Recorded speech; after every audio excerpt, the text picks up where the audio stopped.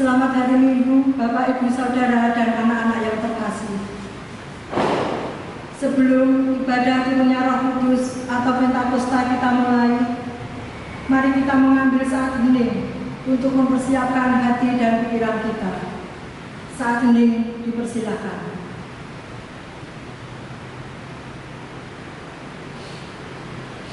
Saat hening cukup.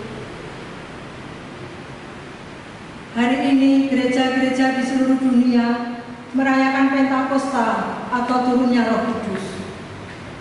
Roh Kudus dijanjikan oleh Tuhan Yesus untuk menyertai kehidupan umat-Nya. Karena penyertaan Roh, kita kuat menjalani kehidupan. Karena Roh Kudus pula lah kita memiliki pengharapan baik di bumi maupun di surga.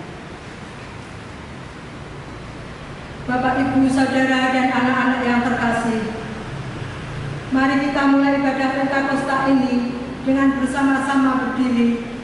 Kita memuji nama Tuhan dari Kidung Jemaat nomor 237, bait 1 dan 2. Roh Kudus tetap teguh.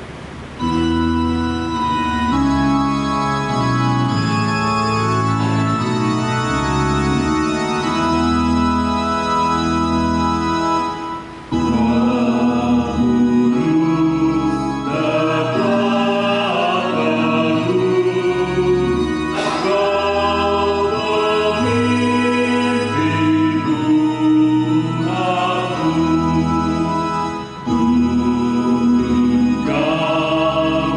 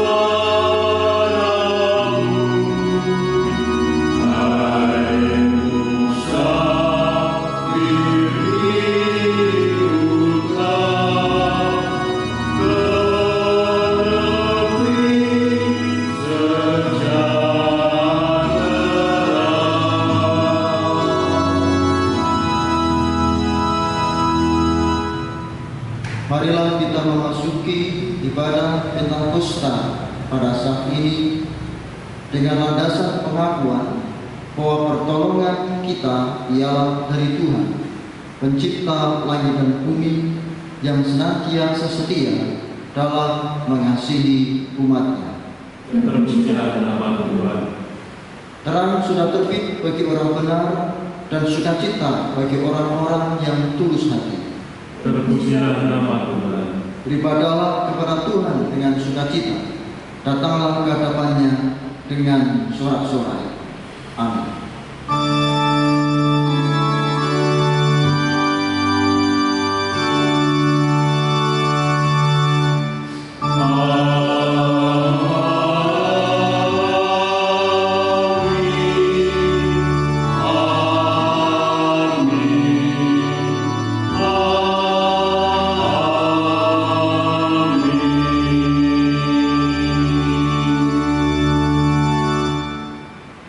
Salam damai sejahtera bagi saudara. Allah Bapa dalam Tuhan Yesus Kristus berkenan menyertai saudara. Kini dan selamanya. Jemaat dipersilahkan duduk kembali. Bapak Ibu saudara yang terkasih, kita menerima aliran hidup dari Roh Kudus.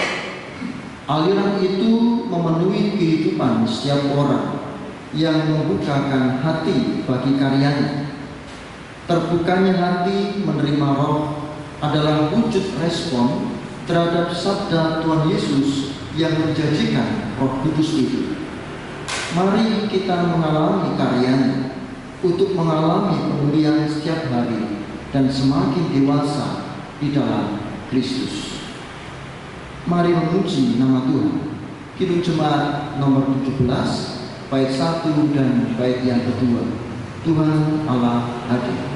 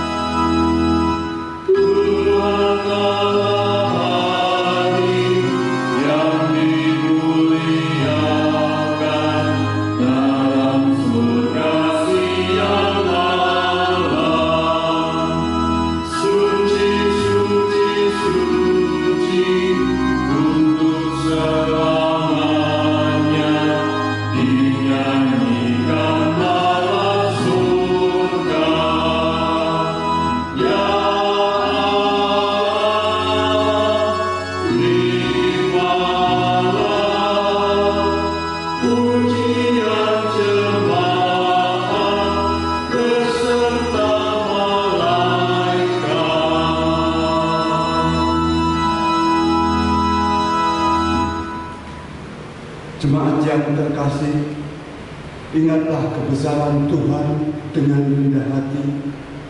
Tundukkanlah kepala dengan menyadari segala kelemahan dan kekurangan kita.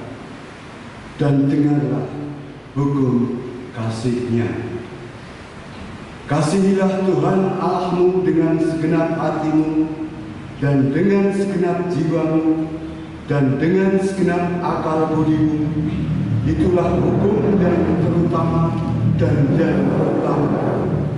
Dan hukum yang kedua yang sama dengan itu ialah kasihilah sesamamu manusia seperti dirimu sendiri. Pada kedua hukum inilah tergantung seluruh hukum Taurat dan kitab para nabi. Dalam suasana ini, mari kita berdoa secara pribadi, mengakui dosa kepada Tuhan atas kehidupan kita.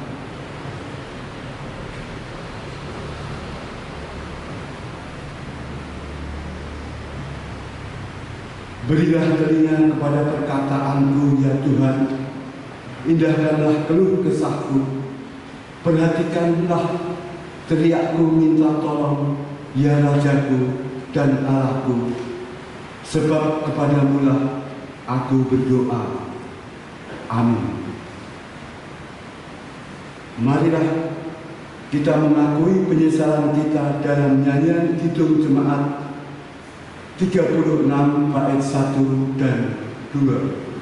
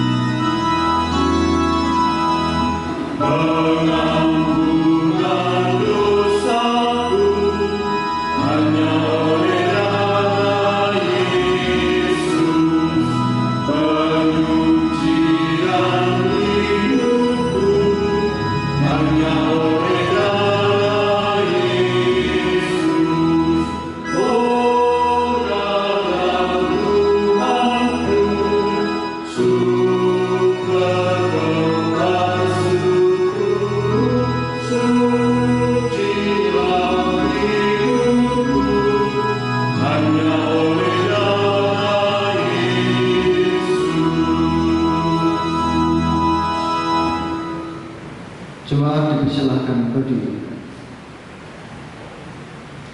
Terimalah berita anugerah dari Tuhan yang diambilkan dari Roma 8 ayat 14.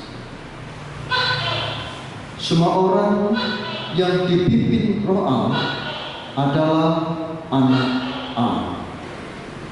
Demikianlah sabda anugerah. Terpujilah nama Tuhan. Mari kita menyanggupi sabdanya dalam ujian Kidung Jemaat 381 bait 1 dan bait yang kedua. Yang Maha Kasih.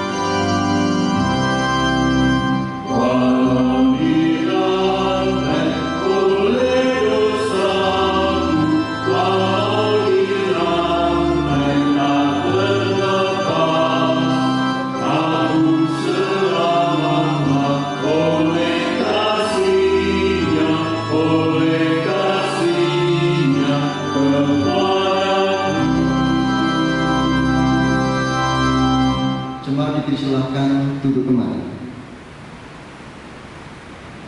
Kita akan menerima pelayanan sabda. Mari bersama kita mohon tuntunan Roh Kudus. Kita berdoa dalam pujian. Bersabdalah Tuhan, kami mendengarkan.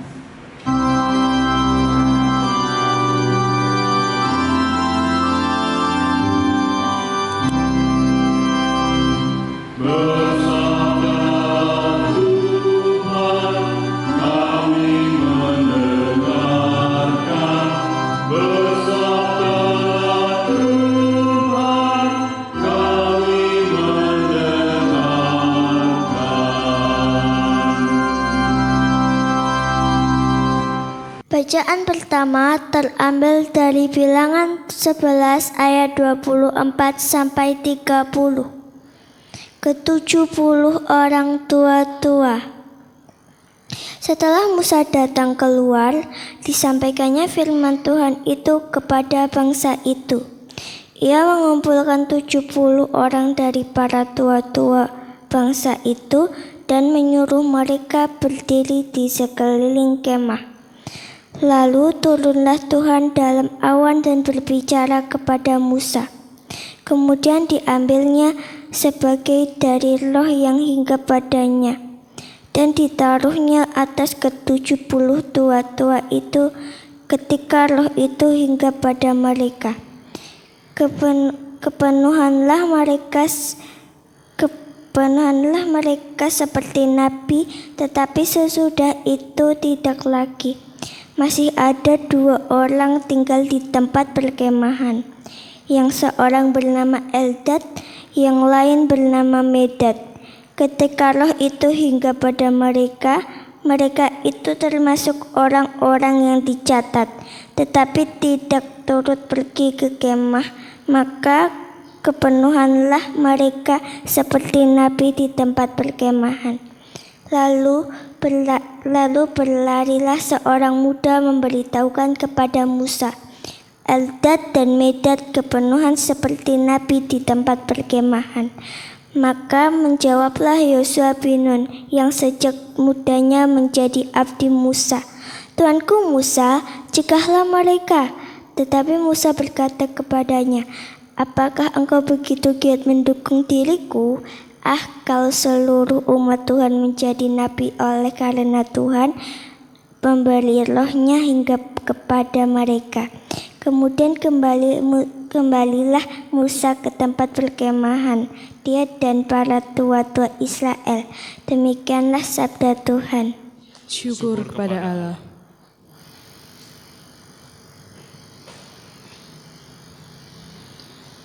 Bacaan selanjutnya diambilkan dari Kisah Para Rasul pasal 2 ayat 1 sampai dengan 13. Ini yang dibaca oleh Bapak Ibu Saudara dalam keluarga masing-masing, dan natsnya nanti akan saya bacakan dari Injil Yohanes pasal 7 ayat 37 sampai dengan 39. Bapak Ibu Saudara dan anak-anakku yang ada di rumah, dipersilahkan membaca Kisah Para Rasul pasal 2 ayat 1 sampai dengan 13.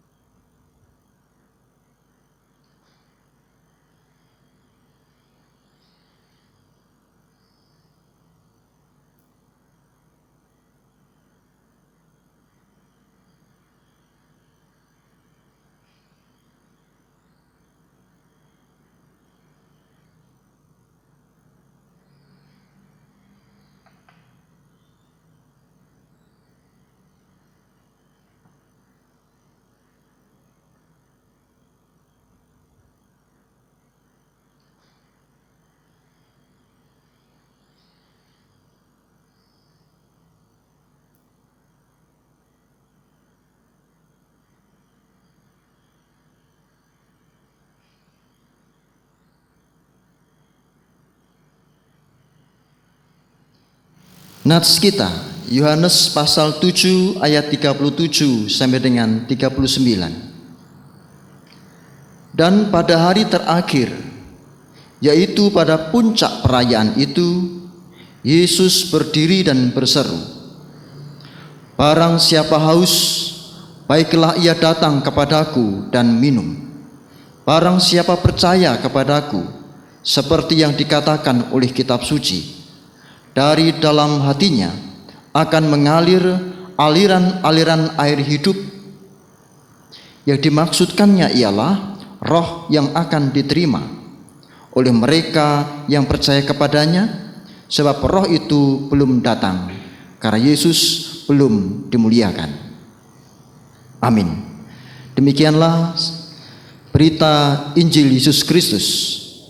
Berbahagialah setiap orang yang mendengarkan firman Allah dan menaruh di dalam hatinya.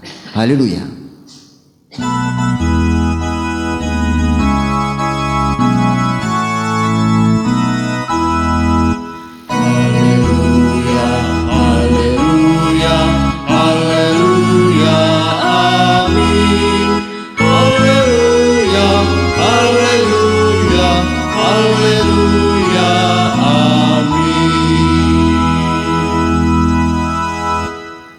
Tema kita menerima aliran hidup dari roh.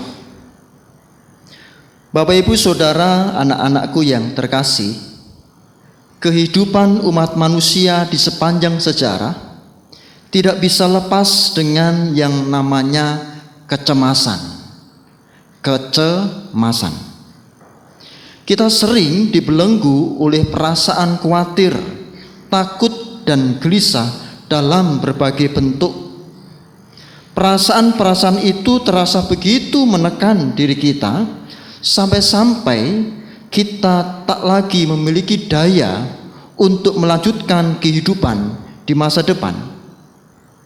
Terlebih lagi, perasaan tersebut memang lahir dari situasi dan kondisi yang faktual, seperti putusnya hubungan suami istri akibat dikhianati, ditinggal pergi oleh orang yang dikasih untuk selama-lamanya, kehilangan pekerjaan, lebih lagi mengalami dampak pandemi corona seperti sekarang ini.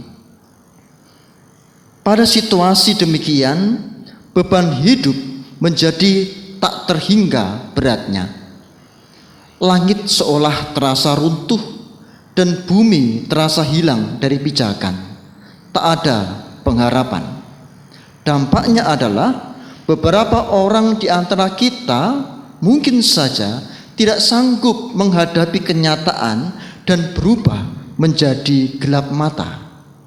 Contohnya, karena kehilangan pekerjaan akibat pandemi corona, ada yang rela mencuri. Ada juga yang menolak jenazah korban corona, meskipun jenazah ini adalah seorang perawat yang merawat orang sakit corona, dan lain sebagainya. Pertanyaannya adalah, mengapa setega itu? Saudaraku, jangan segera kita menghakimi. Sesungguhnya itu semua terjadi karena ketidakberdayaan dan putus asa, sehingga mereka kehilangan kemampuan nurani dan pikiran sehat dalam mengambil keputusan etis. Jadi, perasaan ketidakberdayaan ini jika tidak dikelola akan berbahaya.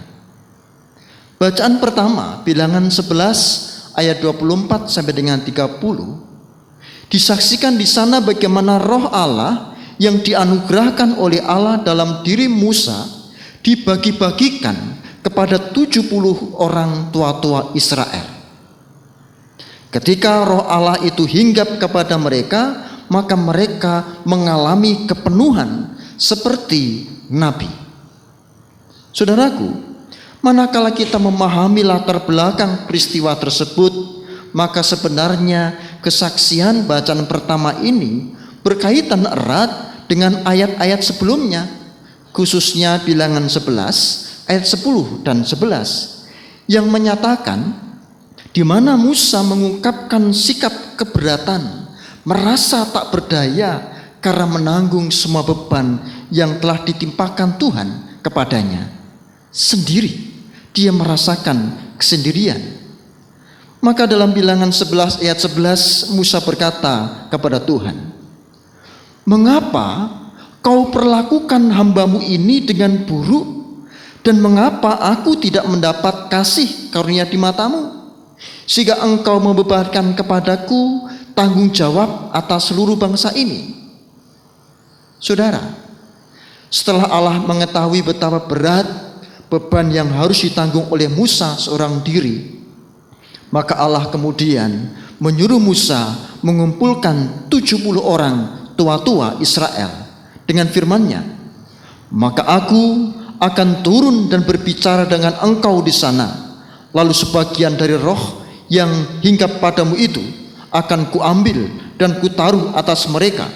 Maka mereka bersama-sama dengan engkau akan memikul tanggung jawab atas bangsa itu. Jadi tidak usah lagi engkau seorang diri memikulnya."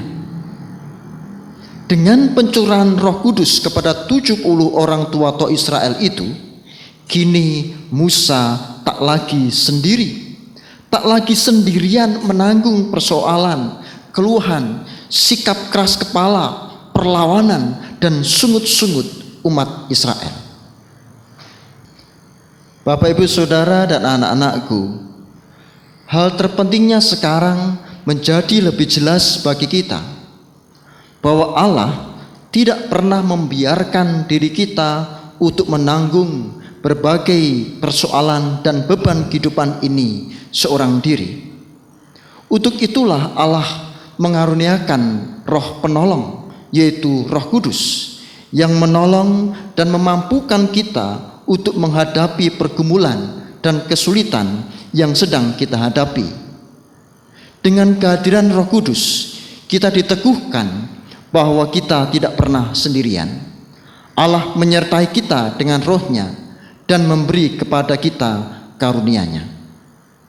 Roh Kudus itu telah diturunkan tak hanya untuk para tua-tua Israel berjumlah 70, namun juga untuk kita semua. Peristiwa turunnya Roh Kudus di hari Pentakosta adalah jawaban dari pergumulan ketidakberdayaan manusia. Roh Kudus dihadirkan untuk memberikan pengharapan tatkala kita dirundung kesendirian, sehingga ada secercah harapan. Bahkan saudara, kematian sekalipun bukanlah titik, melainkan koma. Ada kelanjutan kehidupan bersama dengan Tuhan. Namun sayang, kadangkala kita membuaikan diri kita tentang Pentakosta dalam pemaknaan yang bergeser pada sekadar memperoleh karunia-karunia roh dari pengalaman supernatural. Orang-orang yang demikian biasanya mengejar agar tampil beda, lebih tampak keren ketimbang yang lain. Oh, saya bisa bahasa lidah, kamu tidak. Oh, saya bisa bernubuat, kamu tidak. Jika demikian, turunnya Roh Kudus menjadi sempit maknanya, bahkan tak mampu memberikan jawab atas persoalan beban kehidupan yang berat. Kehadiran Roh Kudus tidak lagi faktual, padahal masalahnya masalah yang faktual. Saat itu beriman menjadi tak ada artinya. Jika demikian, bagaimanakah seharusnya kita menanggapi turunnya Roh Kudus ini? Saudara yang terkasih, peristiwa Pentakosta senantiasa menghadirkan terciptanya suatu kehidupan bersama yang dibangun secara transformatif. Lihat, secara fisik keadaan murid-murid Tuhan Yesus ketika turunnya Roh Kudus itu, mereka tidak berubah. Tubuh mereka sama dengan sebelumnya, tidak bercahaya. Namun ada perubahan spiritualitas yang benar-benar ada. Apabila mereka dahulu dibelenggu oleh perasaan takut, tidak percaya, kemudian gampang merasakan ketakutan yang luar biasa, berganti dengan kepenuhan oleh perasaan damai sejahtera yang membuat mereka berani untuk menyampaikan kesaksian iman pada lingkup yang lebih luas. Perhatikan, mereka memiliki spirit yang baru. Dalam karya mereka tak hanya dalam belenggu ruang yang tertutup rapat dalam kunci, mereka mengalahkan ketakutan mereka. Mereka melampaui ketidakberdayaan mereka karena mereka telah menerima aliran hidup, yaitu Roh. Demikian juga dengan kita. Di tengah-tengah rumitnya persoalan pandemi corona, kita dituntut untuk berubah. Namun juga kita dituntut untuk tegar. Bagaimana agar kita lepas dari ketidakberdayaan itu? Terimalah aliran hidup dari Tuhan, yaitu Roh. Kata Tuhan, Injil Yohanes 7 ayat 38 dan 39a. Barang siapa percaya kepadaku, seperti yang dikatakan oleh kitab suci, dari dalam hatinya akan mengalir aliran-aliran air hidup. Yang dimaksudkannya ialah Roh. Saudara yang terkasih, anugerah kehidupan adalah hidup itu sendiri. Ketika aliran hidup yang adalah Roh itu telah bersama dengan kita, ketidakberdayaan akan kita lampaui. Mari bersama kita lanjutkan hidup kita. Meskipun pandemi corona menakuti kita, namun itu tidak layak kita perhatikan. Karena yang mesti kita perhatikan adalah aliran hidup datang bersama dengan kita, yaitu Roh Kudus yang tercurah. Amin. Saat hening untuk kita semua.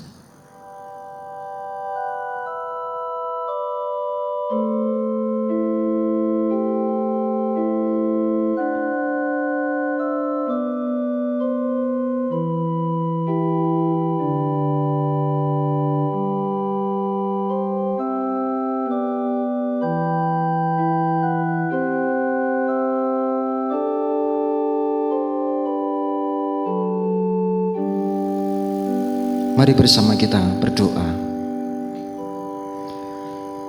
Kami aturkan syukur kami, ya Allah, karena aliran air hidup yang adalah Roh-Mu itu ada bersama dengan kami. Meskipun beban-beban kehidupan menakuti kami, namun kami dimampukan melampauinya. Kami menjadi berdaya karena kehadiran Roh Kudus-Mu yang tak hanya menghibur, namun membuat kami semakin tegar. Kami mengalami perubahan kehidupan, spirit kami semakin baik, dan kami dimampukan mengarungi hidup hari demi hari bersama dengan Tuhan. Kami bersyukur. Di dalam nama-Mu, Tuhan Yesus Kristus, kami berdoa. Amin.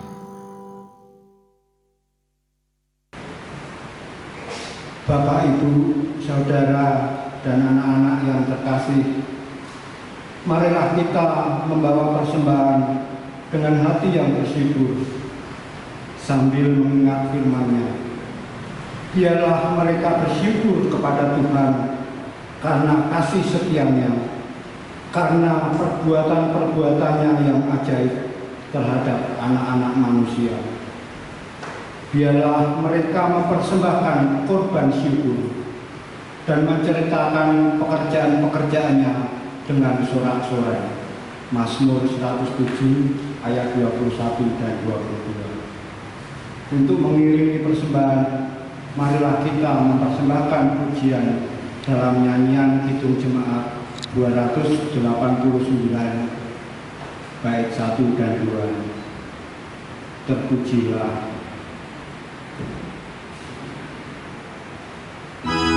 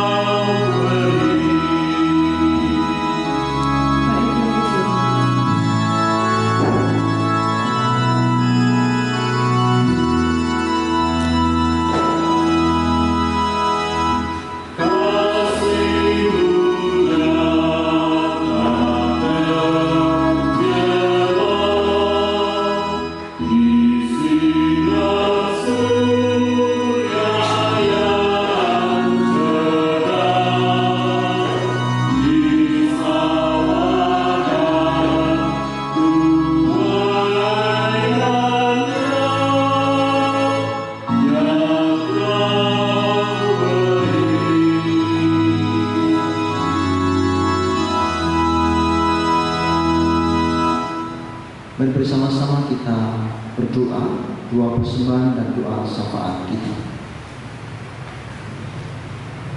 Tuhan kami yang kudus dan setia, kami bersyukur pada minggu ini Tuhan masih memberikan kesempatan bagi kami untuk beribadah, khususnya dalam ibadah tentang Uspa. Penyertaan bersama dengan kami bersyukur.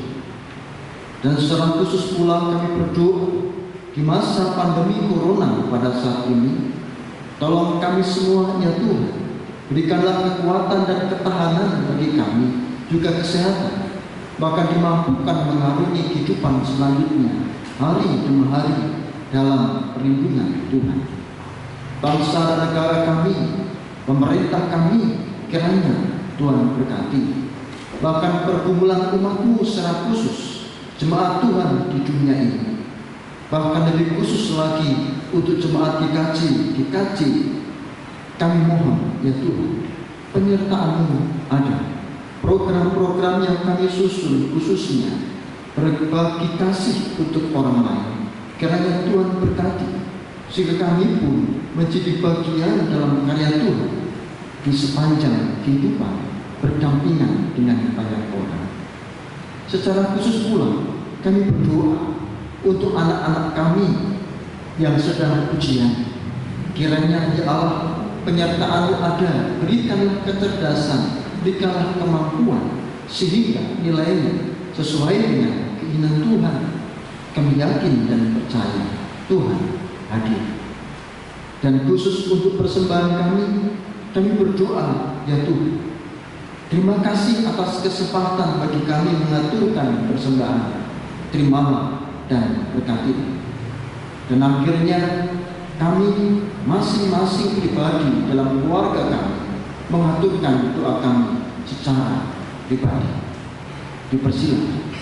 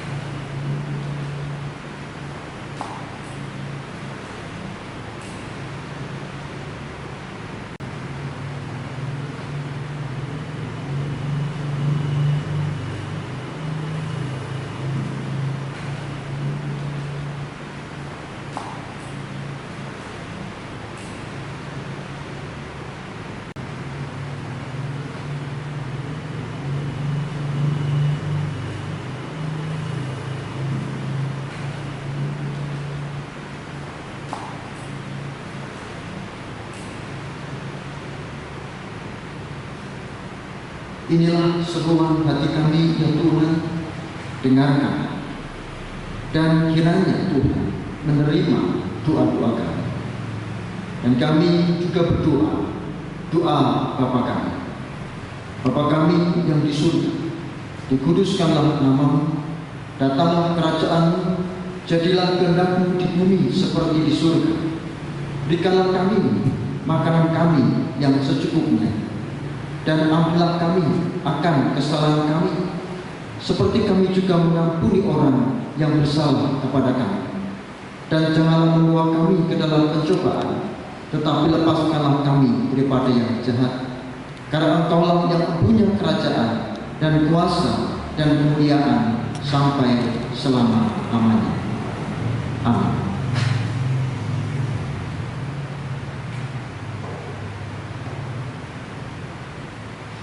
Jemaat yang dikasih Tuhan, marilah kita bangkit berdiri, bersama-sama kita ikrarkan pengakuan iman rasuli. Aku percaya kepada Allah Bapa yang Maha Kuasa, Khalik langit dan bumi, dan kepada Yesus Kristus, Anaknya yang tunggal Tuhan kita, yang dikandung daripada Roh Kudus, lahir dari anak darah Maria, yang menderita di bawah pemerintahan Pontius Pilatus, disalibkan, mati dan dikuburkan, turun ke dalam kerajaan maut, pada hari yang ketiga bangkit pula dari antara orang mati, naik ke surga, duduk di sebelah kanan Allah Bapa yang Maha Kuasa, dan akan datang dari sana untuk menghakimi orang hidup dan yang mati. Aku percaya kepada Roh Kudus, gereja yang kudus dan am, persekutuan orang kudus, pengampunan dosa, kebangkitan daging, dan hidup yang kekal.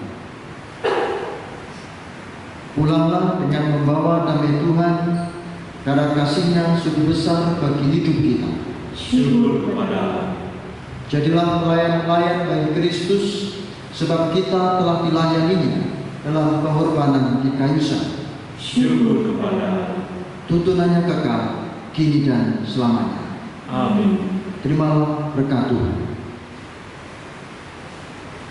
Damai sejahtera Allah dalam persekutuan bersama Sang Putra dan Roh Kudus, yang melampaui segala akal, memelihara hati dan pikiran saudara untuk merendah dan melayani Dia dari sekarang sampai selama-lamanya. Amin. Mari kita pujikan nama Tuhan dalam nyanyian Kidung Jemaat 235 bait 1 dan 2. Mendengar berkat-Mu Tuhan.